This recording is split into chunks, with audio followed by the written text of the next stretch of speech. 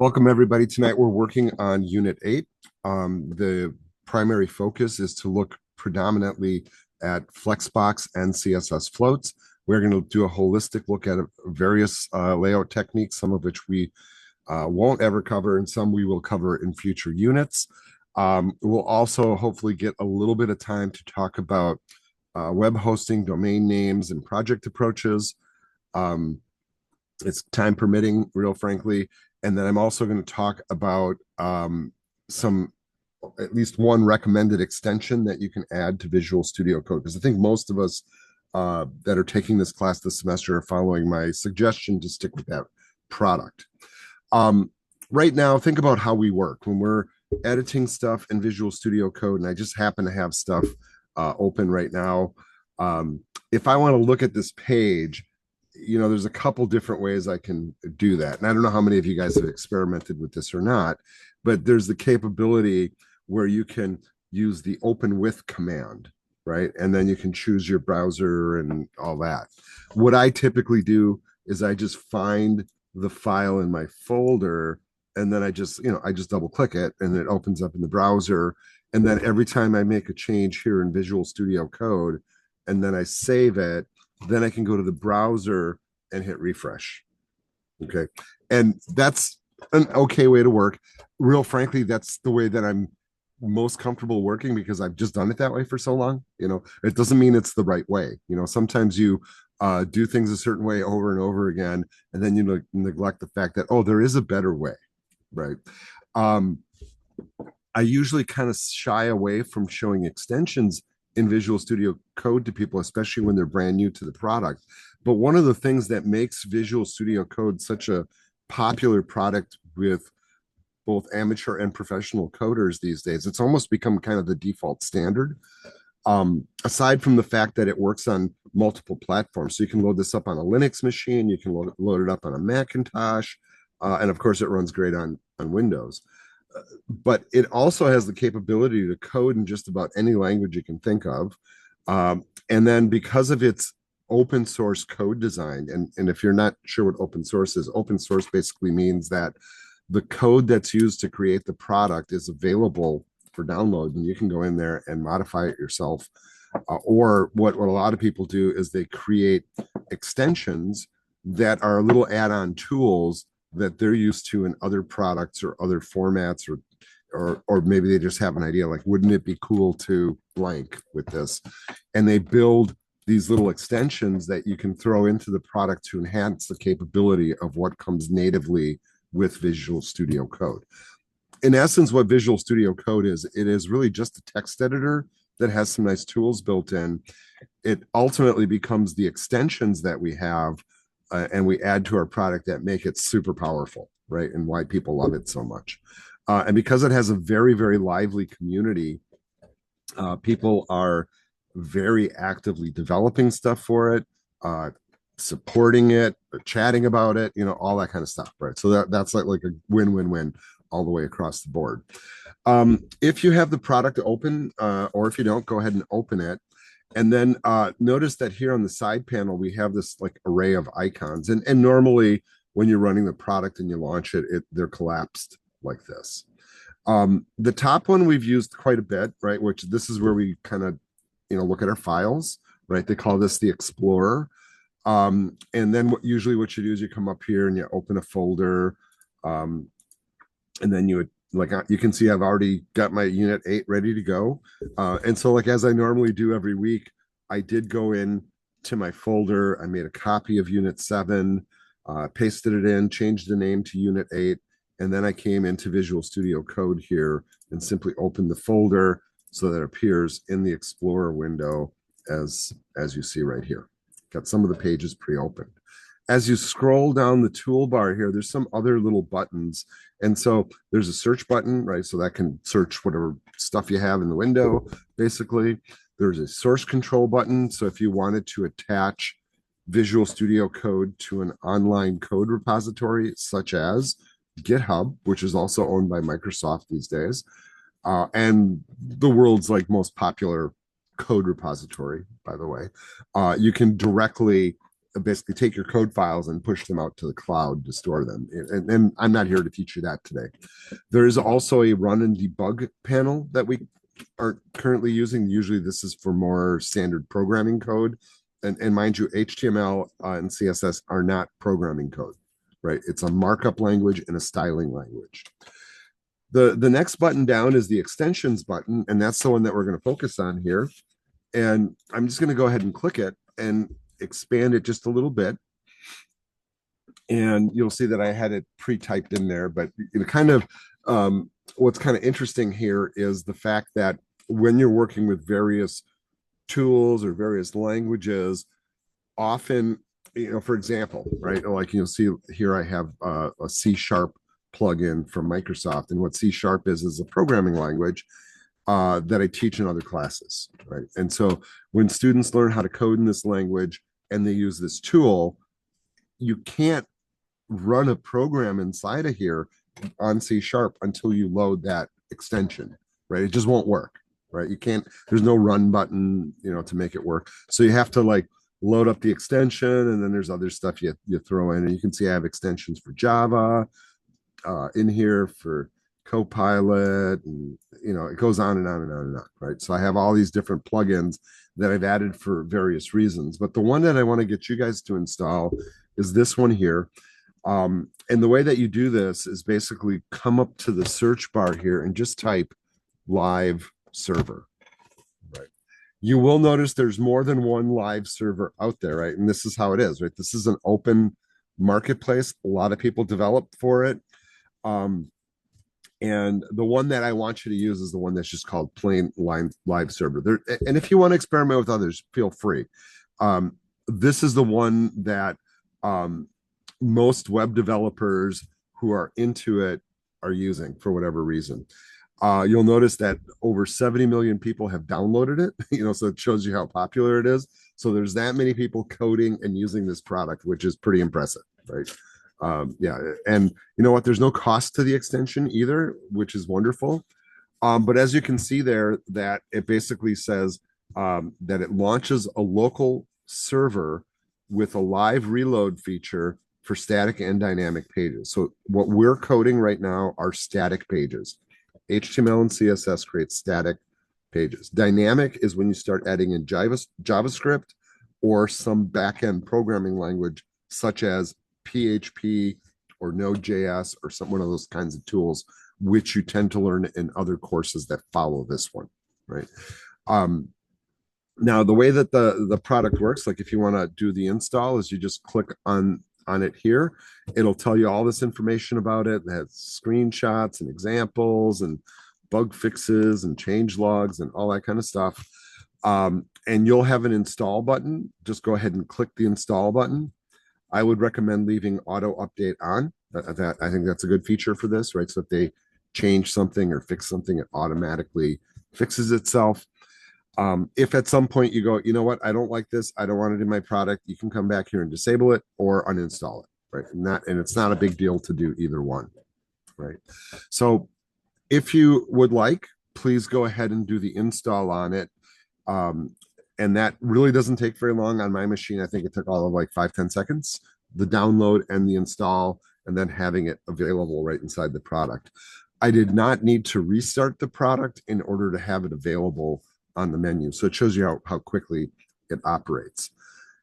All right, so I'm going to go ahead and collapse that down, that panel, and I'm going to also leave my Explorer open here, at least for now. So I can look at my files. I do have my index page open in the editor. And once again, if I wanted to look at this, I could, for example, do this, basically. Open with, and I'm just going to click through on this just so you can see.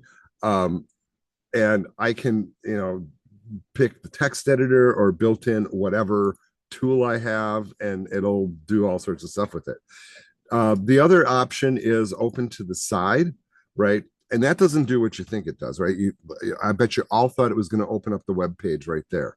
But what it does is it just lays out the window, so I have like more than one coding window open, and you can do that. So I could open up, for example, my index file and my CSS file at the same time. This might actually be kind of useful, right? So I can look at both, and that way I don't have to flip between them, right? And the other thing is you can always tear off these tabs and move them to other windows or rearrange them, and they have little arrangement icons up here too you can play with. Now the other option here is to open with the live server. So I'm going to do that. What that actually does is it triggers your default browser. It runs the internal server, live server in the background. So it's running in the background. And then I want you to notice what happens up here in the address bar. It gives us what we call a loopback address, right? And not to get really technical about this, but in the networking world, when we want to refer, like connect back to our own machine, this is the default loopback address. It's 127.0.0.1. That's another way in network terms to say your own machine. So like, where am I going on the internet? Back to your own machine. And some people will refer to this as local host, right? Same difference, right? And if you've studied networking at all or read up on it or whatever, you may have heard that. The other thing that's kind of interesting here is it's also pushing it out to a unique port on the internet, right? So it's not using the default port of port 80. So this is kind of an interesting thought here. Whenever we're on the internet and we're surfing web pages load on port 80 of your network connection, right? What a lot of people don't know is that every network connection that you have to the internet allows for up to 65,535 individual ports, all of which can have a different communication stream or service running on them simultaneously, right? It's like cable TV times a million or something like that. Web pages usually operate on port 80. Sometimes they operate on different ports depending on security protocols or custom server setups or whatever. When we run local hosts, often it'll choose a custom port address like this just to make sure it doesn't interfere with anything else on the system, right?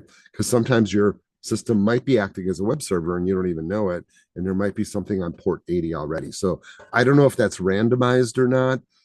My suspicion is that it is, but it might pick the same port each time if it's open. Regardless of all that, what we're seeing on the screen now is a live view of the page from the last time it was saved. Now, what I often do is I'm kind of working with a live server, especially if I'm on one screen. I'll use in Windows this trick. You hold on your Windows key and then press your right arrow, and it moves your one window over to the right. And then on the left panel, you can choose your editor. So now I can look at my browser and my editor at the same time. And if I want maybe a little bit better view here, I can close the Explorer bar. The other thing is once you're in that mode, you can actually adjust the width, right? So you can see both in different formats. And I think that's pretty helpful. So here's what this brings to the table for us. In this view here, and I'm going to see if I have my word wrap turned on. I do not. Okay, so that's better. You'll notice that I have some, okay, like professional is highlighted, right? I'm going to come in here. I'm just going to misspell it on purpose. I notice right now it's not saved. I'm going to do Control S to save and then watch the browser. So this is what it brings to the table. I don't have to flip over to it or open it again and then refresh. And then you're like, did that refresh? I'm not really sure. That kind of thing. It just happens every time you save. And it'll happen if you say, like, if you change your CSS file that affects it, that'll change it too. Right. So it'll work on any of the pages you have open. So this is the recommended extension that I suggest that you guys work with. You do not have to do this. This is just a recommendation, but I think it's one that I've seen enough developers use professionally that it's really notable that you're aware of it. Kind of like the same way, FileZilla is kind of like the default FTP program. Now, here's where it gets a little weird, right? If your brain is asking, hey, can I do, FTP right inside this product? The answer is yes, right? There's plenty of extensions out there where if you want, now, real frankly, I don't use any of these, right? I just like FileZilla. That's just me. but I know many people do use the FTP Simple. It puts FTP directly inside the browser, um, and it's pretty easy to install and use. So, consider it is what I'm going to tell you. You're not an obligation, um, but it's kind of nice when you don't have to leave a product to like upload a page or take a look at what it looks like.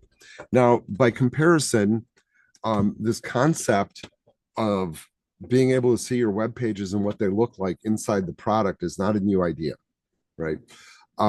When I got into this field, like a long time ago, let's just say, like 30 years ago, um, this was kind of a brand new product. This is Dreamweaver, by the way. This is made by Adobe, the same people that make Photoshop and Premiere and Illustrator and a lot of those fancy products. And for a while, like I'm going to say like um, late 90s into like maybe like 2010, 2015 even, this was kind of the professional's tool of choice for coding web pages. And as you can see, it looks like a regular text editor, right? Like it's color coded and it does a bunch of fancy stuff. Um, but it has some features that a lot of other tools did not have, right? The big feature that I think is probably the most impressive, and this is not even an impressive page to look at, this is just my launch page. So when I update my launch page for you guys, this is the tool I use. It's got FTP built in, right? So it just has a little button you press, and I can connect to the server, and these are my server files, and these are my local files. It's really easy to FTP because it's built right into the product. But it also has this live server right now. So what I'm seeing in the window here is exactly what it would look like inside of Google Chrome, right inside the product. But it's got, the killer feature here is I can edit it directly without needing to even leave the browser window. And I still have not encountered any products out there that do this, right? So even though this product is considered at this point deprecated, I do not think Adobe is updating it anymore. I think the last update, and I think the version number is 2021. So it hasn't been updated in nearly 5 years, but it does do some amazing things. And what I really like about this product probably the most is its CSS tools. And they're completely blow away, right? And without like trying to tempt you into paying for the product, it's still out there. It's part of the Adobe Creative Suite. And if you guys are interested in exploring it, you can go for that. Because that product was so popular, they also created kind of a lightweight free version of the product called Brackets, right? So this is considered kind of like let's call it like the poor man's version of Dreamweaver, like people who couldn't afford to pay the subscription or buy the product because it was very expensive. The Adobe people created this open source tool. It's kind of like Visual Studio Code in a sense. You can code a lot of languages. People write plugins for it, but it has now been abandoned by Adobe and taken over by what we call the open source community, right? So people are still kind of updating it, and they did come up with a different version of it. But what's neat about it is they had that live preview thing. And what did that say?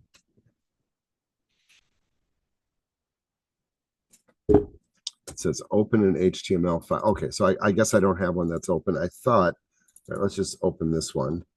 Let's see. There it goes. Okay, so now this is live updating, and it launches once again a browser window. You can tell it's kind of slow here, so let's see if it actually works. I haven't used this product in a while.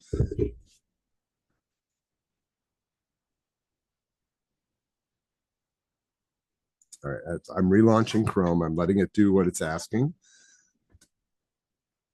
And if it doesn't load, whatever. It's not really that impressive of a demo, but it does the same thing that Dreamweaver does, where I can look at a browser window and live edit the content. I can't type in the browser to change stuff, but I can type it right here and it updates right there.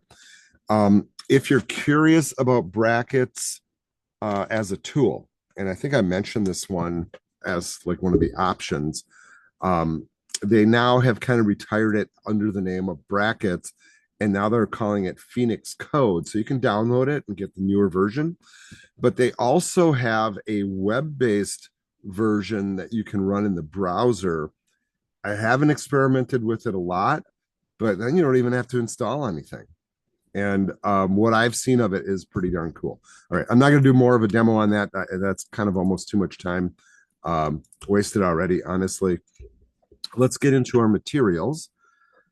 So I'm going to bring up our course shell here, which I have open in one of these tabs right here.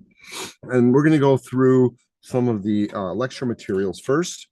We'll look at some examples, and then we're going to play with the code. That's kind of the goal. And then time permitting, we'll talk about web hosting, domain names, and whatnot. All right. I'm going to follow the first link here. And that takes us to this page here on W3. And the important thing to kind of remember here is that as we start to build web pages and our skills ramp up, we do get to the point where we're like, okay, that's all good and everything, but now I really want to make it look a certain way. You know, I want the layout to look like the stuff I see out on the internet now. And I want it to look modern, and I want it to behave itself, especially when I put it on a phone. Now they use some examples here, and I'm trying to keep the ads from being on the screen, and I probably should have launched in the Brave browser, but they show an example of a layout. And this is like a really common type of a layout. Header at the top, footer at the bottom, content area on the right, and then navigation on the left. Not an uncommon approach, but this is a layout that we could build. You know, so I'm just gonna just click on this so you can see how they built it here. This is done using CSS floats, and this is kind of like the standard way of doing things in HTML and CSS for probably the first 20 years of this century. You know, this is like how people were doing it. The basic approach is that you set up your HTML. So like, you know, I always say, look at the structure first, and then you can see how the layout gets there. So they have the body section here, and I'll zoom out just a little bit so we can see more of it. They have an H2, a paragraph, then they have a header, and then they have a section. It's got a nav and an article. Then they have a footer at the bottom, and the body closes. That's their structure. And there's no right or wrong to this, by the way, right? Like if you're wondering, why are you doing it like that? You know, do you have to do it like that? If that's what your brain is asking you. No, you don't. There's no rules as to how you would lay this out. But they're trying to show you an example as to why things end up on the page a certain way. Now, this information here is kind of superfluous, so I'm going to just kind of move that out of the way because this is the part we're really looking at, right? And you'll notice that for each one of these, right, the header sits outside the section. The section has the nav and the article. So this is the nav, this is the article. Then we have the footer at the bottom. And then we can come up here and start looking at the styles and how they've put it together to make it work. All right. So first things first, and this is a setting I recommended that you guys use on all your pages, right? Remember the box sizing border box thing? That's a good one to just always have on every page, right? Just put it at the top of your CSS and just leave it there and never think about it again, right? It really makes layouts a lot easier. They've also declared a default font, as you can see, and then they start to tweak the header, right? So they gave it a background color, some padding. They're aligning the text in the center, a font size, and the color white. That's pretty basic stuff, right? And it looks pretty good. Next, they have the nav, right? And here's where the floating comes in. So the nav is floated left, meaning that if I didn't have this on it, it would sit in one spot here, and then the next thing, which is the section, I think, would sit below it on the page. But we want a side-by-side look, right? We played with this a little bit last week. So I'm telling it to float left. I'm also setting a width on it, so I know how much screen space it occupies. That could be in pixels, it could be percentages, it could be M's, and a bunch of other things. There's different sizing elements that they've added now to HTML, including VWs and REMs and things like that. But percentages, pixels, and M's are kind of the basics. We're also giving it a height of 300 and then a background and some padding. And the padding just pushes it away from the inside of the box, right? From there, the article, which is this part of the page here, is also floating left.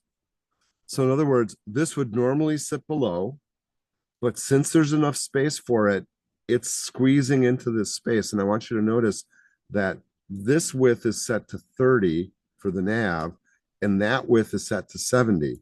Together, they add up to 100%. So there's enough room for both. If I were to change this, let's say I made this, 90% and ran it, notice what happens. Now it doesn't fit and it drops down. So you gotta wrestle with that a little bit, right? Like what fits and what doesn't fit. So 70-30, that adds up, right? If you're unsure if it'll fit, you can always undersize the percentages. If you go 29%, 69%, and that'll make sure it fits, right? You see the strategy there. So both of those are floating left. Let's run it again so it fixes. And then when we're done with this, we do this command called clear both. Now, we haven't learned about CSS pseudo classes so much, but what this is saying is after the section is done, run these CSS commands. So, and this is a weird one we haven't learned either yet, where you can actually inject content on the page with CSS, not recommended, but you can do it. And then the clear both command clears floats that go to the left and then floats that go to the right so that they're not bumping into each other and so that things fit. And then the normal page flow from below that point goes back to normal, which is full width of whatever is containing it. All right. So we'll play with that a little bit as we kind of move forward, but that's a basic kind of approach to doing floats. And we're going to explore this a little bit further as we move forward. They do talk about HTML semantics, and I've been pushing this all along, right? Like that these, like what is it, 6 different semantic tags plus a couple of extras there, details and summary, which we haven't really used much, are ones that are important for doing layouts because they're supposed to describe the kind of thing that's inside of it, right? We apply meaning to the structure. And in the old days, what we used to do is we basically would use div tags and use IDs that would name them the same thing. And then they got smart and said, okay, let's just make a header tag instead of saying div ID header every time. The primary ways for doing layouts are these 4 approaches. And these are approaches that are dependent really kind of like on what your workflow preference is, frankly. Or if you are working for somebody, they may have already made a choice. This is how we're doing it. And this is how you're doing it for us, right? Like they've chosen a path and you have to follow it. Now, if you're working from scratch, though, you have the ability to choose which one you want. So the 4 approaches are frameworks, right? Which it would be like Bootstrap, for example, using the float property. That's kind of the old school way we used to do it. You know what we used to do before there was a float property? We used to use HTML tables to do layouts because they at least work consistently in every browser. Then Flexbox came out with HTML5. It's been around since the 2000s, but it didn't become official until 2014. And then with the rise of some popular frameworks, for example, like Bootstrap, the HTML standard decided that it needed its own grid format and came up with a format called CSS Grid, which we're going to look at next week. All right, so those are the 4 primary techniques. If you wanted to use a framework, you could use W3 has a framework called W3 CSS. I've never used it, real frankly. I've looked at it and go, yeah, not for me. That's my personal choice, right? Maybe it works for you. But Bootstrap is the one that a lot of pros do use, right? And they do have a tutorial on it, and they have a whole section on it.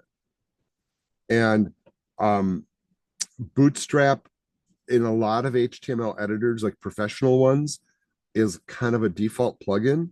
So like you like new website, create a new page, use Bootstrap. It's like right on the screen where you make your file, and then it just imports all the CSS and JavaScript that makes it go.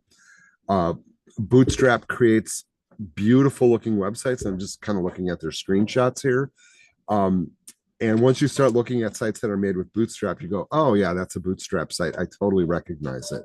They use a certain type of typography and font and placements and all that stuff. And a lot of professionals do use it, right? And it's pretty neat. And there's lots of examples here. So if you wanted to play with this, you can totally do that. I'm not going to cover it in class though, but all the materials are here on W3. So you can learn it on your own if you're really interested. Like for example, if you were going to go for a job and you knew they needed Bootstrap skills, you could come here and study up on it first, right? And play with it. And that's what I would recommend for all of you. All right. Let's close that tab then. And let's go down here to the CSS float. We were just playing with this, so we already have a tad bit of familiarity with it from just kind of tinkering for a few minutes.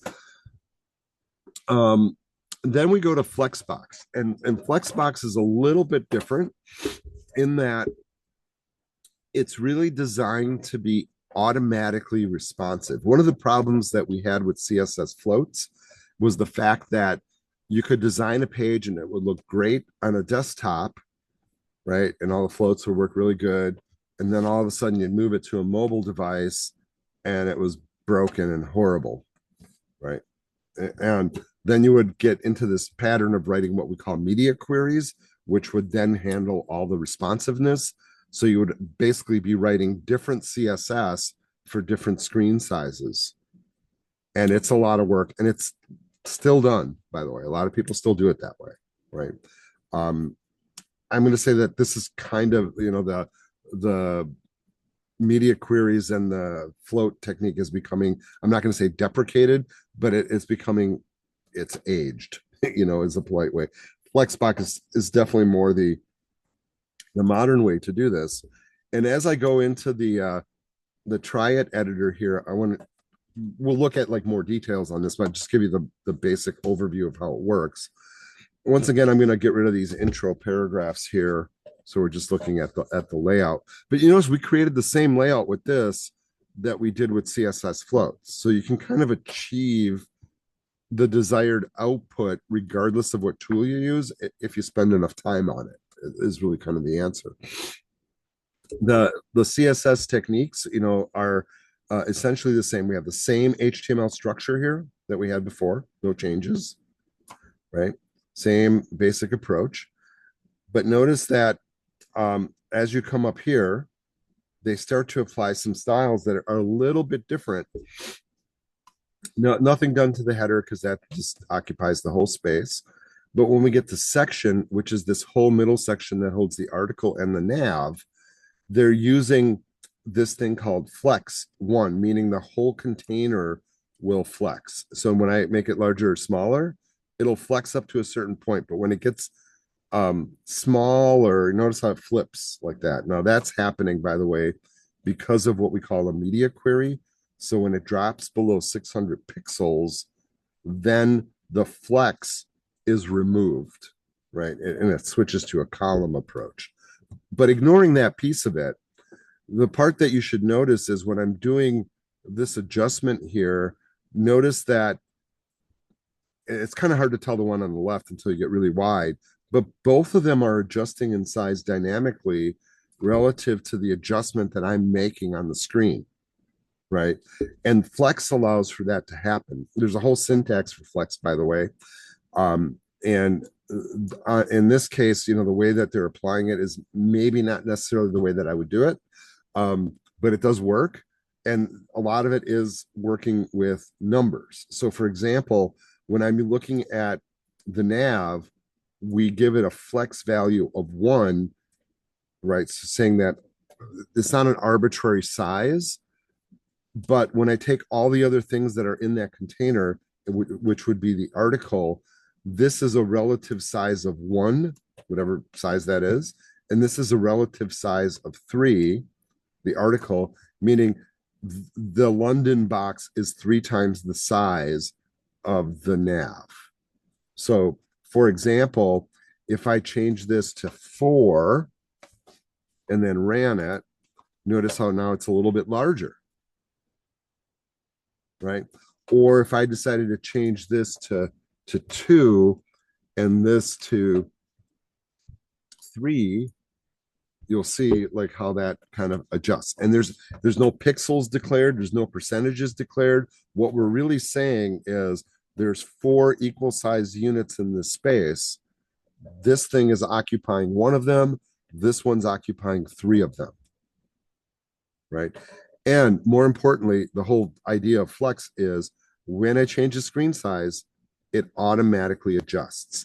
Now they put in a media query here, which I'm going to just momentarily comment out. So I'm going to move the comment mark from here down to there. And that should comment it out. Oh, I got to get rid of it. Not, I don't want to copy it. I want to cut it. There we go. And then I'll run it. So now the media query is not going to operate. And when I make this small, I just want to show you that I can keep making it smaller and smaller and smaller. And those flex ratios will keep trying to operate, right?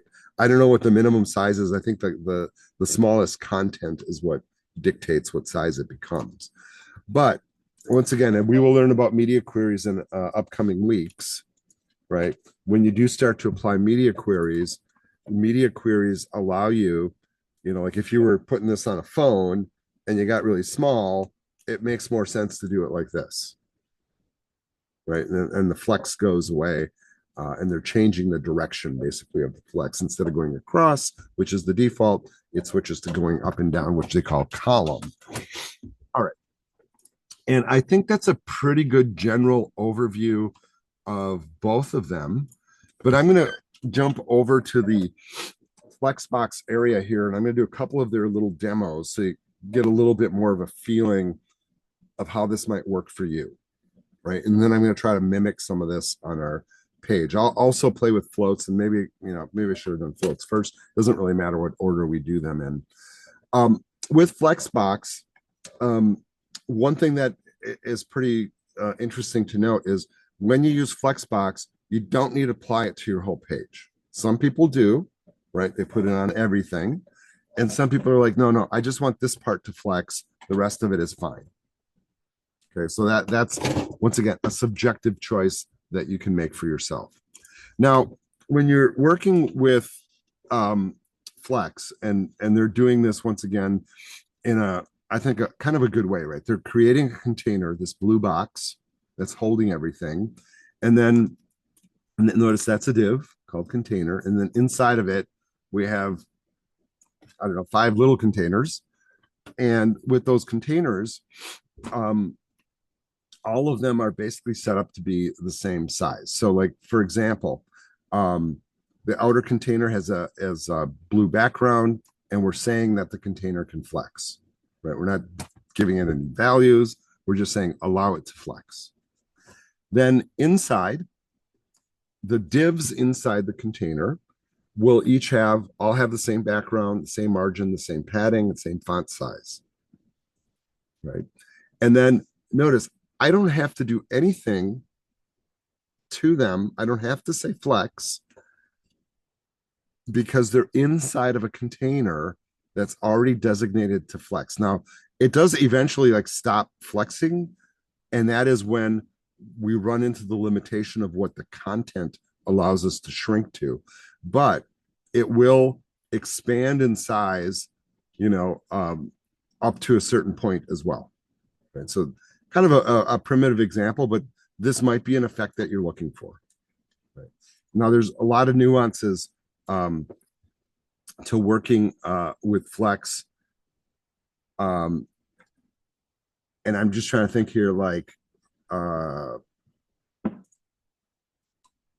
some of the commands that we can kind of throw in the mix here. I do want to let you know that I threw in a video I thought was super helpful in the course shell. And I'm not sure if let me just refresh here to make sure that it's there. These are some videos that I found in doing some research. I thought this was a really quick and interesting little demo of how to do Flex really effectively. and explained it. And I think it's maybe all of 5 minutes long, and it covered most of the major features just very quickly by doing that. Um, what I'm going to do here is I'm going to kind of revert back to talking about floats and move through my lecture notes here, and then we'll start playing with the code. Right. So historically, we used to use tables to do layouts, right? And so we'd actually set up rows and columns and then put our stuff inside the tables. They were structured, they were easy to control, and more importantly, in a world that didn't have consistent browser output, and CSS didn't work the same in every browser, this was kind of the only way we could do layouts. So when was this happening? Like 25, 30 years ago. Basically, this is the common technique. Then CSS floats came out, and this allowed us to float stuff left or right, right? And then content could move around, but it was also challenging. We saw some of what made it challenging last week.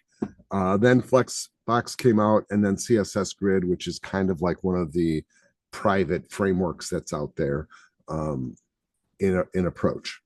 So let's take a look at some of the float techniques here. And they have some example pieces of syntax, and then we'll play with some of this code on our own.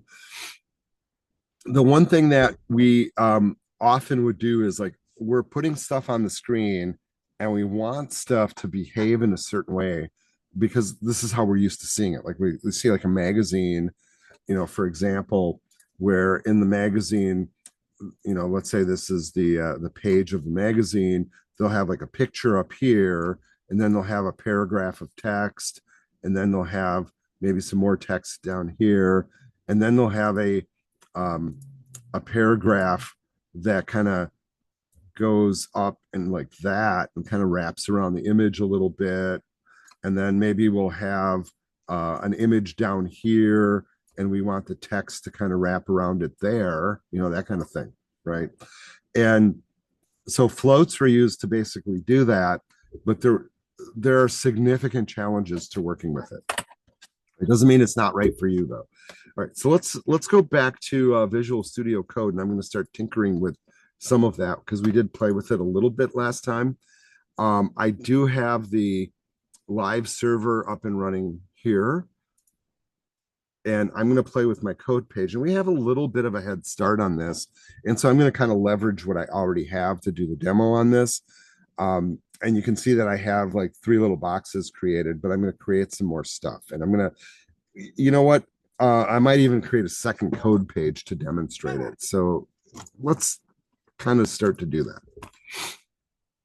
All right, so I have my box 1, box 2, box 3, and then that big box that I put in last time.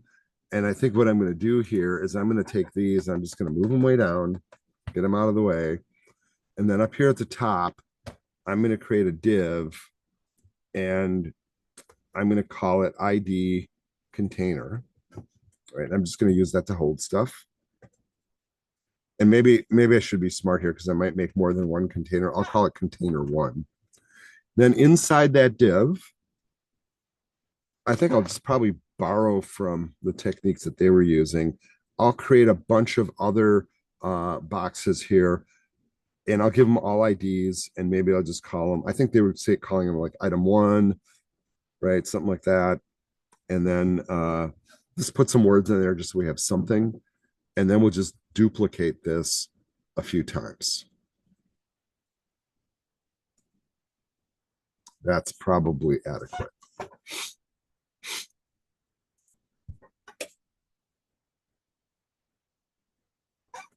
Okay. Now, part of, I think, what can be helpful is, especially if you're working with text, is sometimes it's good to have a bunch of text. So I might get like to pasting a bunch of text in here just to kind of make a point of it. And in fact, why don't I just do that right now? I'll just put a little bit of text here, and let's put a little bit of text here. And then here, instead of putting in text, let's drop in I don't know. You know what? Let's leave text right now. I'm tempted to put an image in, but I don't want to go hunting for one at the moment. All right. Let's give these all a size and a shape. And more importantly, I should give them all unique names. I forgot to do that. So I can't name all the things with the ID the same thing. So we'll just call them item 1, 2, 3, 4, and 5. Let's save that. In the live view, I just want you to notice that it did update.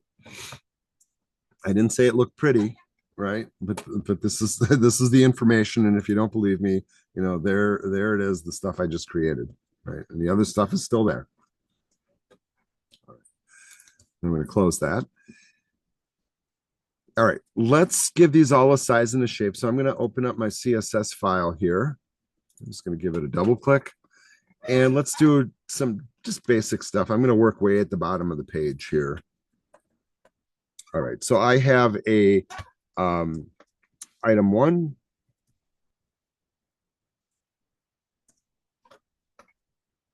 And then let's just do some real basic stuff to it. Let's give it a background color. And it doesn't really matter what we make it. Let's just choose that. Now, actually, maybe we should choose something a little bit more notable. Let's go with that. Let's give it a height of, let's go 100 pixels. And let's do a width of the same.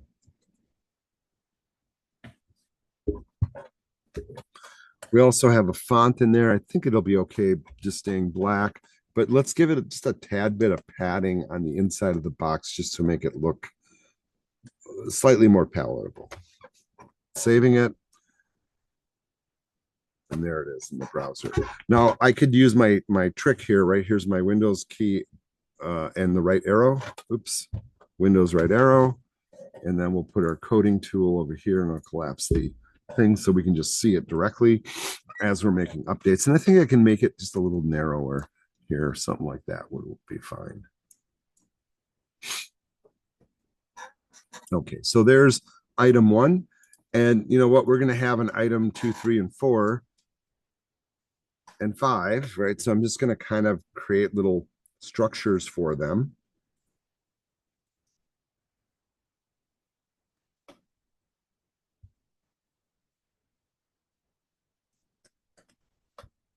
And then I'm just going to change their numbers here.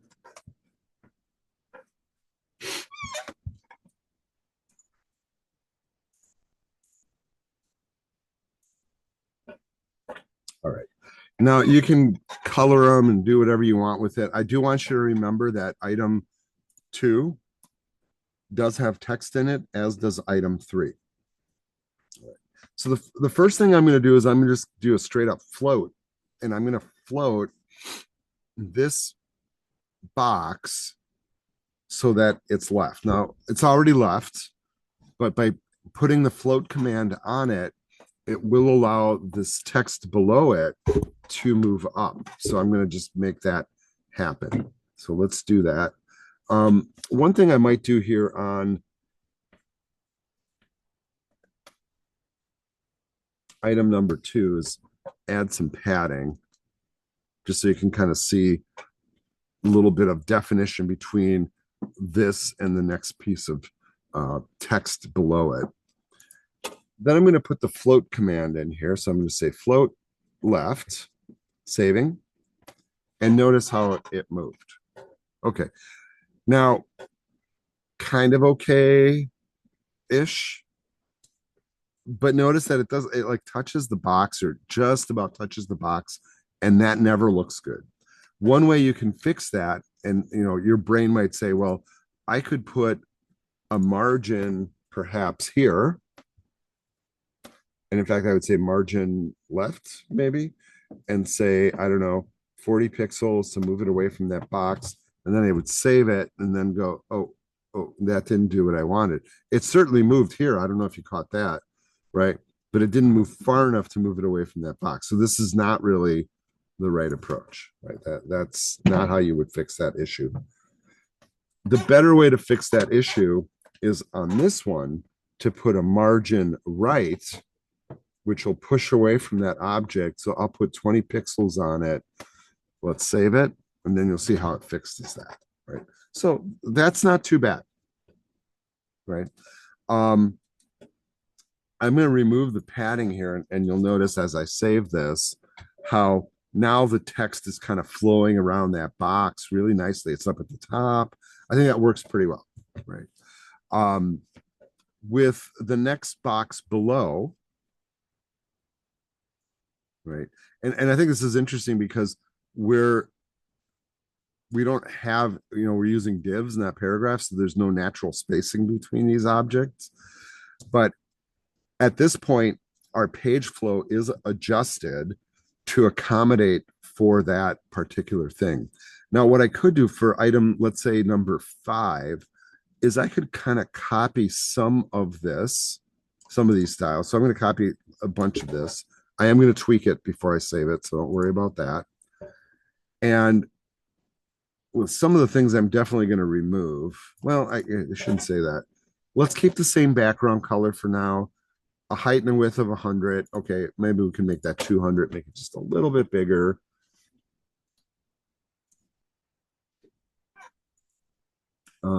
We'll keep the padding amount, and this time instead we are going to float not left but right. And I think that this margin down here is going to be ineffective, so for right now I'm going to comment that out, but I'm going to go ahead and save the work. Then I want you to see what happened here. Oops, wow, that really broke a lot of stuff. Right. We have one issue is that I was already doing floats with this stuff, and this stuff follows. So I floated this right. This stuff decided it could all move up and occupy that space.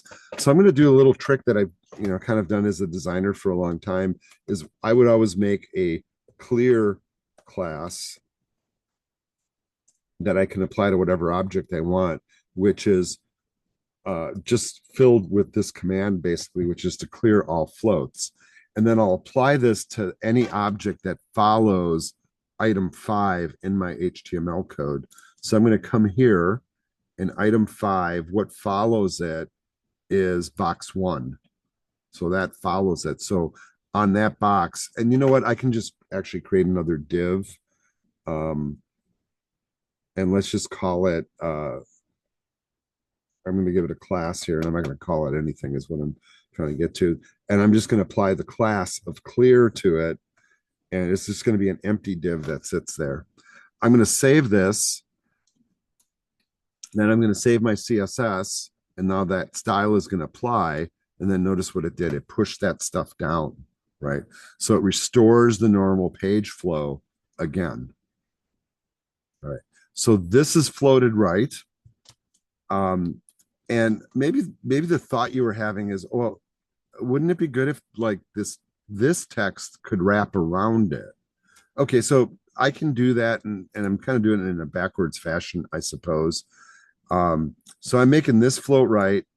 Right now, this is its own div here, by the way, and that's not enough text to kind of really see the effect. So I'm going to borrow this, nonsense text here and paste it into that div. And now let's save that. And okay, so it's still doing the same thing. It's floating right, and it's not wrapping around this object. So how can I make it wrap around the object? What if I float item 4 to the left? Right, let's try that. So here comes the CSS on that. So item 4, I'm just going to say float left. And will that change it? No. One of the reasons why, here's one of the reasons why. I don't have a width applied to it. So let's see if adding a width will do anything.